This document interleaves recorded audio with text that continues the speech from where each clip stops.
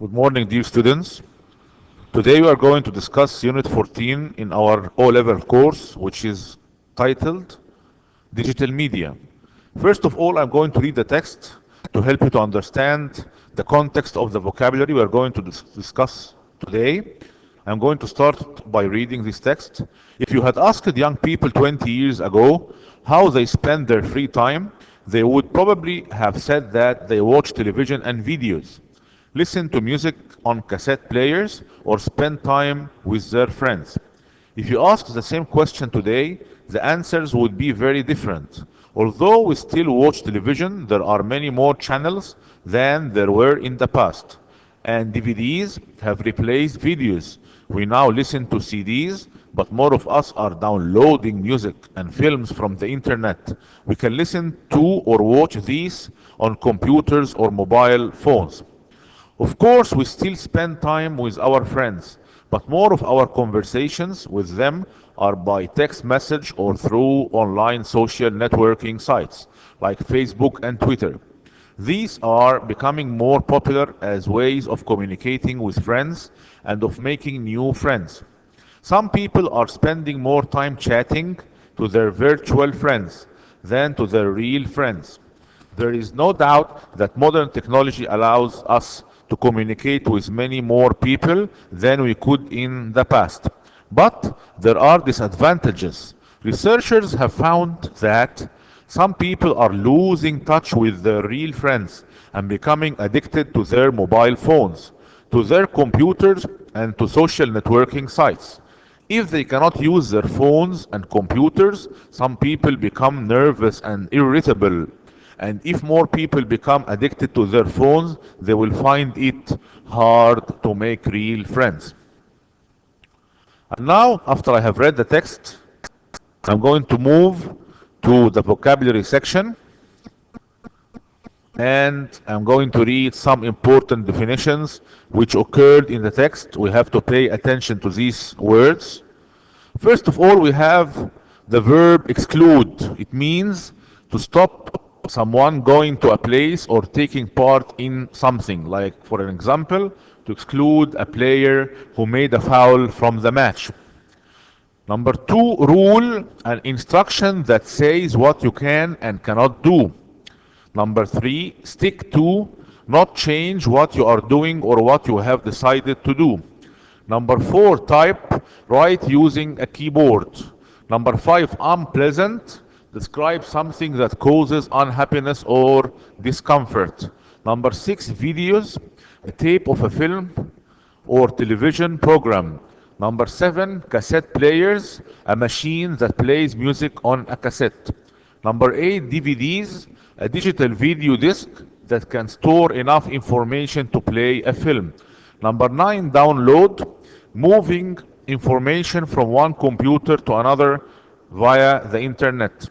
Number 10, losing touch with, no longer speaking or writing to someone. Number 11, virtual, not real, only produced on a computer. Number 12, chat, talk in a friendly way. Number 13, more or less, about or approximately. Number 14, disadvantages, bad points. Number 15, irritable, easily annoyed or angry. And now let's move to some important prepositions and expressions. Let's read together. It doesn't matter. It doesn't matter when someone tells you something which annoys you, but you are going to forgive him. You can say it doesn't matter. Number two, more or less. More or less, as I said before, it means about or approximately. Number three, rude. To.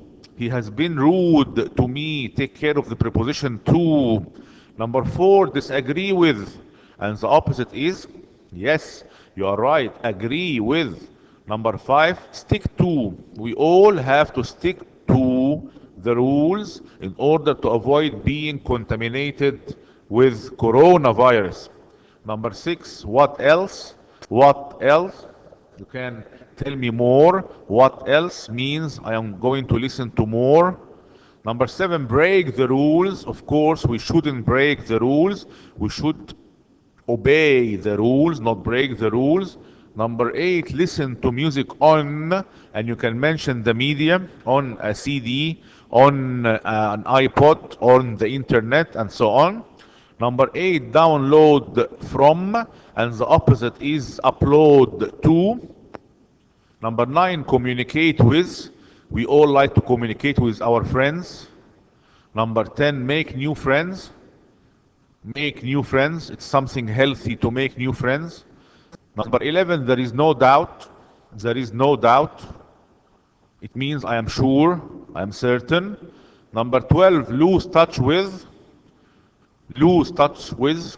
It is the opposite of communicate with. Number 13, addicted to. Of course, we shouldn't be addicted to anything. We shouldn't be addicted to anything, especially bad habits. Now, after all I have said, let's move to practice. Practice. Let's practice some words which occurred in the text together. Number 1 says, at the meeting they decided to what? We have a space here. To the factory, to a company from China. Yes, you are right. Here, as you can see, I highlighted the answers in order to make it easy for you. They decided to sell the factory. Number 2, children should always be polite to other people, especially older people. Number 3, the weather was very unpleasant yesterday. There was a light wind and it wasn't too hot. Number 4, people shouldn't make too much noise in public places. Number 5, schools sometimes exclude pupils who behave very badly. Number 6, terrible and awful have more or less the same meaning. Number 7, to reduce pollution, people should use public transport instead of their private cars. Number 8, don't be rude to other people. You should be polite. Number 9, your shirt was more or less the same as mine. There was a small difference between them. Number 10, I don't like this sound. It was unpleasant. Number 11, try to include the weak students in the lesson to benefit. Number 12 says, I have just joined an online discussion group and I am not sure what the rules are. Number 13, actually it doesn't matter what the subject is. 14, if you join any discussion group, the rules are more or less the same. Number 15, you can disagree with other people, but you mustn't be rude or unpleasant to them. Number 16, I will never be rude to other people. 17, please type this letter on your computer and print it for me. Number 18, you must be careful not to make anyone upset. 19, when you write a paragraph, you must stick to the subject. 20, a DVD is something which you can watch. 21, if you are addicted to something, you can't stop doing it. 22, if you chat with someone, you talk to them. 23, the disadvantages of something are its bad points. 24, people downloaded pictures and music from the internet. 25, people used to listen to music on cassette players. This is in the past, of course. 26, an irritable person gets annoyed or angry easily. 27, if you lose touch with someone, you don't speak or write to them. 28, DVDs have replaced videos. 29, most of our conversations with our friends are by text messages. Facebook and Twitter are social networking sites. Facebook and Twitter are becoming more popular as ways of communicating with friends. And the next one is the young people are becoming addicted to their mobile phones. If we cannot use our phones and computers, we become nervous and irritable. If people become addicted to their phones, they will find it hard to make real friends. And now, after finishing with the vocabulary section, we have to move together to the grammar, which is very important lesson about the conditionals and if conditional sentences. I'm going to start with the zero condition. We use the zero condition in order to express facts, general truths, something which never changes, like rules of nature, physics, and so on. For example, if I read the following sentence for you, you are going to understand what I mean. If plants don't get enough water, of course, they die. There is no other way for them to live because they get most of their nutrition from water. If you water plants, they grow. We don't say they will grow. You read more quickly if you find a book interesting. If you heat ice, it melts. If water is heated to 100 degrees Celsius, it boils. Of course, notice using the passive form in the first part of the sentence. It's okay to use the passive form in the zero condition in the first part. One more example I'm going to add. If we mix red and yellow, we get orange. We don't say we will get, we say we get orange. And now let's move to the first condition. I'm going to start by reading the example directly, and then you're going to deduce the rule from the example. But before reading the example, let me tell you something. The first condition is used most probably with the present and the future time, but when I'd like to stress on threats or promises, warnings, possibilities, and probabilities. The example says, if it rains, we will get wet. We will get wet. By the way, we can omit will and use may or can. It's possible to use may or can instead of will in all the sentences. We will see the whole match if we leave now. Take care. Second example, we can see that the sentence is inverted. What do I mean by inverted? We can see the if conditional clause in the second part, not in the first part. We started with the result. We will see the whole match if we leave now. The third example says, if she works hard, she will pass the test. If she works hard, she will pass the test. Or we can say, she will succeed in the test. Number 4 may be different for you because I used unless, and this rule is used for negating the sentence. Unless he works hard, he won't succeed. Who can tell me how can I replace unless by if? Yes, take your time. Perfect. The sentence will be, if he doesn't work hard, he won't succeed. By the way, we can use unless with the first, second, and third condition. The next example says, if we have enough time, we can visit Ahmed. As I said before, I can replace will by can or may. Next example says, if you see Asma, give her a message for me, please. Yes, give her a message. We call this rule imperative. Imperative means order. We can use orders in the second part of the sentence of the first condition, like the following example. If you are tired, have some rest. If you want to know the date, look at the calendar. If you are thirsty, drink some water. Should he have enough money, he will buy a car.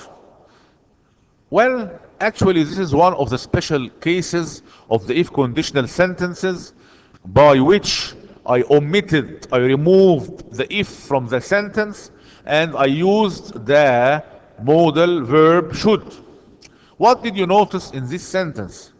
Yes, we can notice that after should, we use the verb in the infinitive, as I can show you with the cursor of the mouse.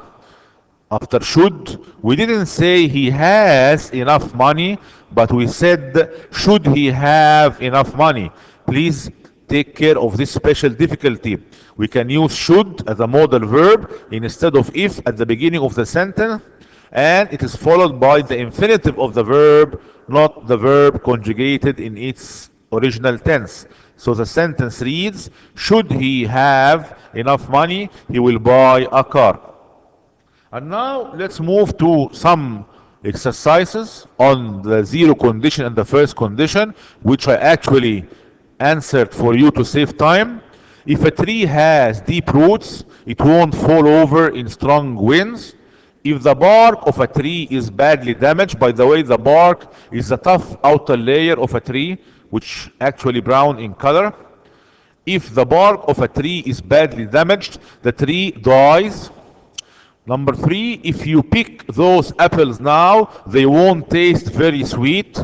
Number 4, if we freeze water, or if water freezes, it turns into ice. Number 5, if there isn't any rain, fields get dry. And now I'm going to skip the rest of the exercise because, as I told you, it is already answered for you, and I'm going to move to the second condition. Actually, the second condition is very tricky because most of you think that it describes an action in the past, but actually it describes an action in the present or the future, which is impossible to happen, unlikely to happen, or sometimes we call it the unreal condition, the imaginary situations. If I were you, I would listen to the weather forecast before going for a picnic. This is, of course, advice. This sentence is advice. We use if I were you plus I would plus the infinitive of the verb. If I were you, I would look for another job. This is another advice. Take care of the special case here. Were I younger, I would play football with you. It should have been if I were younger. What did I do here? I removed the if and I got the verb to be were at the beginning of the sentence. So it reads, were I younger instead of if I were younger. Were it to rain, the match would be postponed. It should have read, if it rained, if it rained. So I brought verb to be at the beginning of the sentence. I used it plus to and the infinitive of the verb.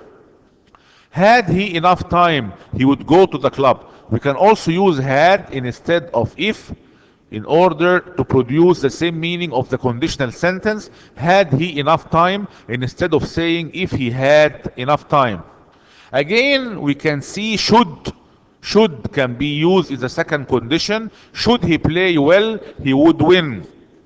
Instead of saying if he played well, we can say should he play well and take care of using the infinitive after should. And now let's move to the third condition. It is actually used in the past to show impossibility in the past. If plus past perfect, and the second part of the sentence we can read would, could, might, should plus have plus a past participle. The sentence says, if my uncle had been taller, he would have joined the police force.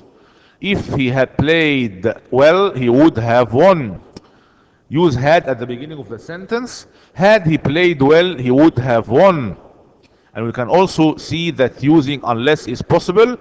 Unless Hala improves, she will fail the exam, instead of saying if Hala doesn't improve. Using in case and in case of. They are also used instead of if. But take care, after in case of, we use the ing form, which is a gerund, like in case of having enough money, or in case of enough money, he will buy a car. But for and without, Using but for and without is another way to say unless, but after but for and without we use the ing form or a noun. Like saying, but for having enough time, I would have visited you. Or without having enough time, I would have visited you. If it weren't for, and if it hadn't been for. If it weren't for is followed by the noun sentence or an ing form, and the second part we must take care that it should have the second form of the if condition. Like saying, but for the sun we would freeze, but for the Nile Egypt would be a desert. If it hadn't been for plus the verb plus ing, this is a third form, third condition, and the second part should be would have plus the past participle. Like saying, if it hadn't been for his hard work, he wouldn't have succeeded. Also using as long as, only if, on condition that, in the event that, providing are other ways to say if. Let's see an example. You can stay with us as long as you share the rent. You can stay with us as long as you share the rent. We can omit as long as and use if. You can stay with us if you share the rent. The dog won't bite you as long as you stay away from it. You can drive my car only if you drive carefully. You can drive my car only if you drive carefully. We can omit only if and say if, and the sentence will read normally. You can drive my car if you drive carefully. I lend you the money on condition that you return it within 6 months. In the event that he wins the prize, he will probably celebrate the event. He will have a party. She will pass her exams provided or providing she studies hard. So all of these rules are another way to say if. Now let's move to another example or another exercise, sorry. If you look at the sun, you will damage your sight, so it's preferable to put on some sunglasses. If there are clouds in the sky tonight, you will not be able to see the moon. If it had been an eclipse, all of you know what's an eclipse. We have a solar eclipse and a lunar eclipse. The sky would have gone dark. If I discovered a planet, I would give it my aunt's name. If there was an eclipse of the sun in my country, I would definitely watch it. And now, after finishing these sentences, you can check the rest of the sentences at home and try to answer this mini test or mini exam, okay, which has a comprehension, MCQ questions, and translation passage, and a piece of writing. It's about a famous place you would like to visit, or Facebook as a social media. As you notice, the writing passages or the writing paragraphs are related to an extent with the title of our unit. So please try to write a paragraph of 100 words about one of the following topics. And thank you for your attention, and I wish you a nice day.